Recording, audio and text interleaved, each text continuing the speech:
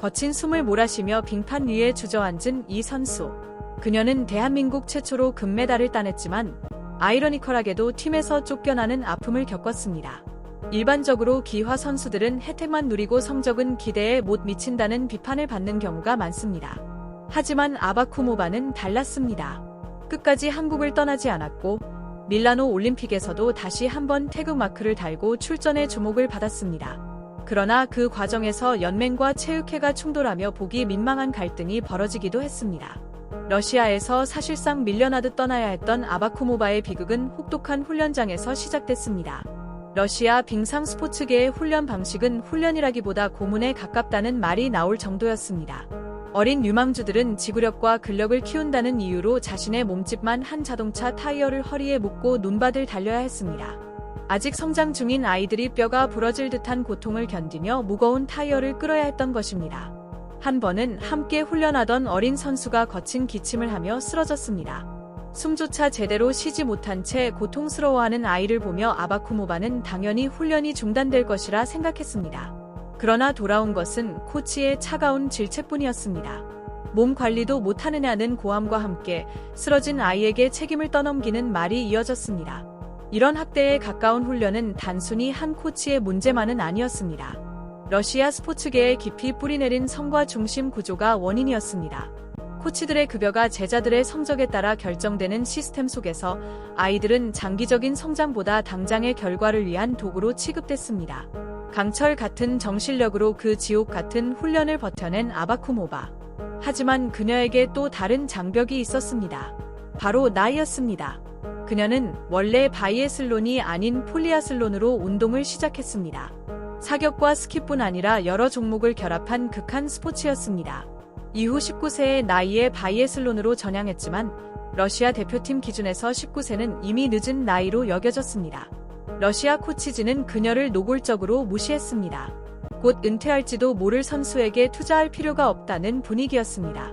선수 생활을 포기해야 하나 고민하던 그때 한국 대표팀을 이끌던 안드레이 프로코닌 감독에게 한 통의 전화가 걸려옵니다. 러시아에서 기회를 얻지 못한 유망주가 있다는 소식을 듣고 그가 직접 연락을 취한 것이었습니다.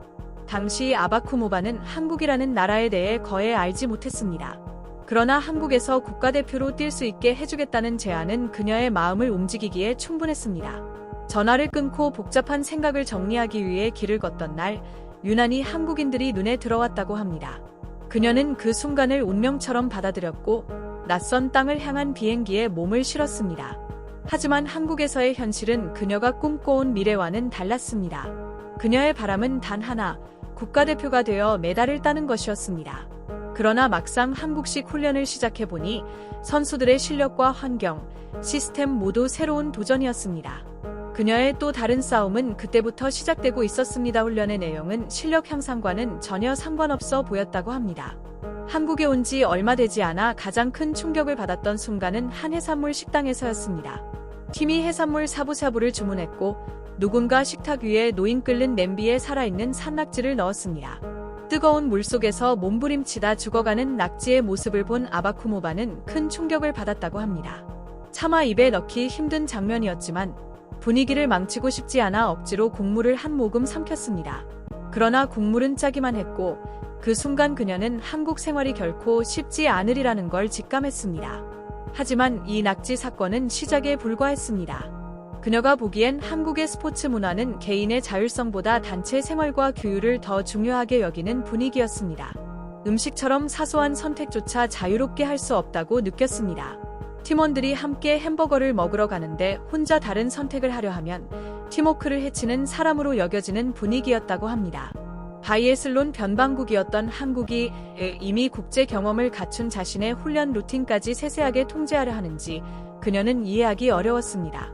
더 큰 배신감을 느낀 대상은 자신을 한국으로 데려온 안드레이 프로쿠닌 감독이었습니다. 처음엔 그녀만의 훈련 방식을 존중해주겠다고 약속했지만 상황은 달라졌습니다. 아바쿠모바는 자신의 페이스대로 훈련하며 2017년 여자 15km 개인전에서 5위를 기록하는 성과를 냈습니다. 그러나 아이러니컬하게도 그 뛰어난 성적이 갈등의 씨앗이 되었습니다. 감독은 기뻐하기보다 자신의 권위가 흔들린다고 느끼기 시작했고 이후 태도는 완전히 달라졌습니다. 그녀의 일거수일투족에 간섭하며 훈련에 지속적으로 개입했다고 합니다. 분노가 극에 달한 아바쿠모바는 몇 차례나 비행기 표를 끊어 고국으로 돌아가려 했습니다. 하지만 그때마다 그녀를 붙잡은 것은 오직 하나, 올림픽 메달에 대한 간절한 꿈이었습니다. 그리고 2018년 2월, 그녀는 태극마크를 달고 평창 설원에 섰습니다. 개인전 15km에서 한국 선수로는 올림픽 역사상 최고 성적인 16위를 기록했습니다. 그러나 성과와는 달리 이후의 삶은 더 힘들어졌습니다. 결국 그녀는 SNS를 통해 코치진의 문제를 폭로하기 시작했습니다. 상처를 받았을 때는 꼭 맞는 말이 떠오르지 않고 아플 때는 숨을 곳조차 없다는 글로 심정을 드러냈고 별다른 설명 없이 경기에 출전하지 못하게 했다는 내용도 공개했습니다. 한 네티즌이 이런 일은 러시아에서나 벌어지는 것 아니냐고 묻자 그녀는 팀에 러시아 출신 코치가 많다고 지적하기도 했습니다. 마음이 떠난 그녀는 결국 짐을 싸 러시아로 돌아갔고 이후 자신을 받아줄 나라를 찾다가 세르비아로 향했습니다. 세르비아에서 새로운 시작을 꿈꾸며 훈련에 집중했지만 예상치 못한 장벽이 나타났습니다.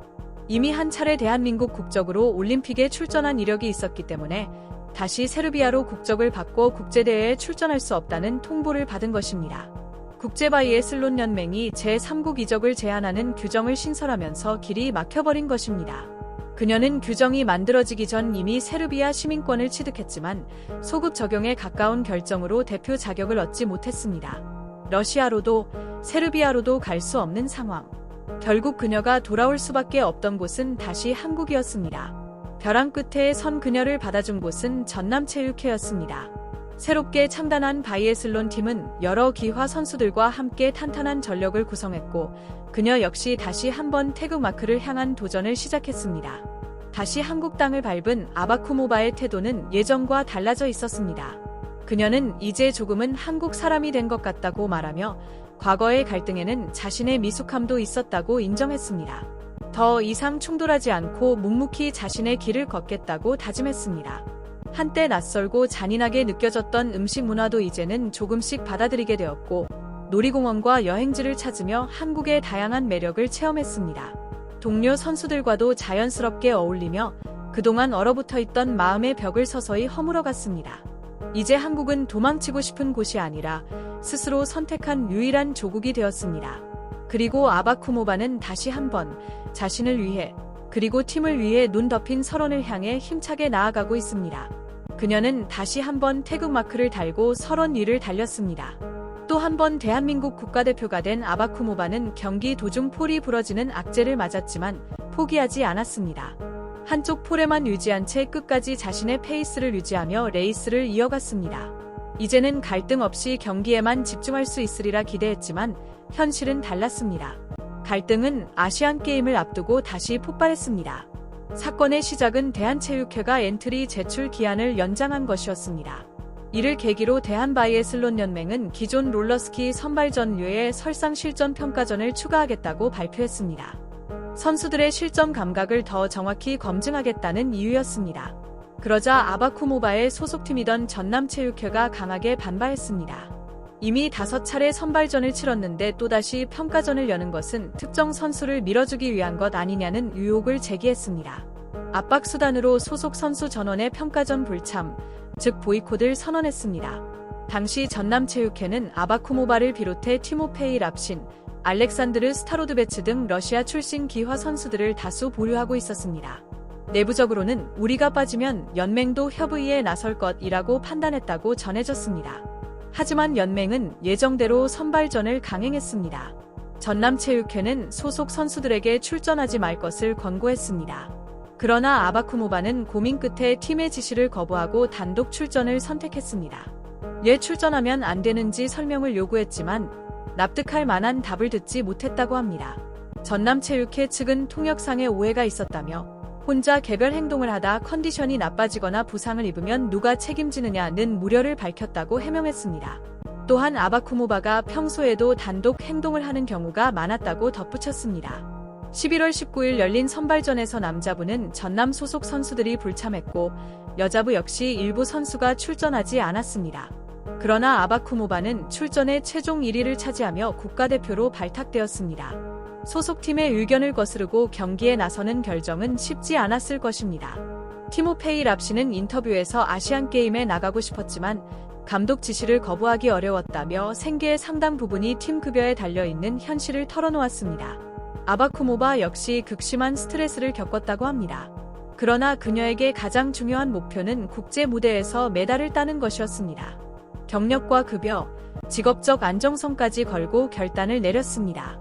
결과는 분명했습니다. 아시안게임 여자 5km 스프린트에서 금메달을 획득했고 이어 계주에서도 동료들과 함께 메달을 따내며 한국 바이애슬론의 새로운 역사를 썼습니다. 그러나 메달의 기쁨은 오래가지 않았습니다. 기자회견에서 그녀는 이 메달이 존재하지 않을 수도 있었다며 팀의 결정으로 기회를 잃은 동료 선수들을 언급했습니다. 선발전에 불참했던 전남체육회 소속 선수들을 사실상 공개적으로 지적한 셈이었습니다. 이후 계약이 만료된 아바쿠모바는 팀을 찾지 못했고 개인 비용으로 훈련을 이어갔습니다. 특히 2026년 밀라노 코르티나 2026 동계 올림픽을 앞두고 유럽 현지에서 2주간 교통비, 숙박비, 식비, 경기장 사용료까지 모두 자비로 부담하며 준비했습니다. 한국으로 돌아와 단체 훈련을 할 수도 있었지만 최상의 컨디션 유지를 위해 스스로 선택한 길이었습니다.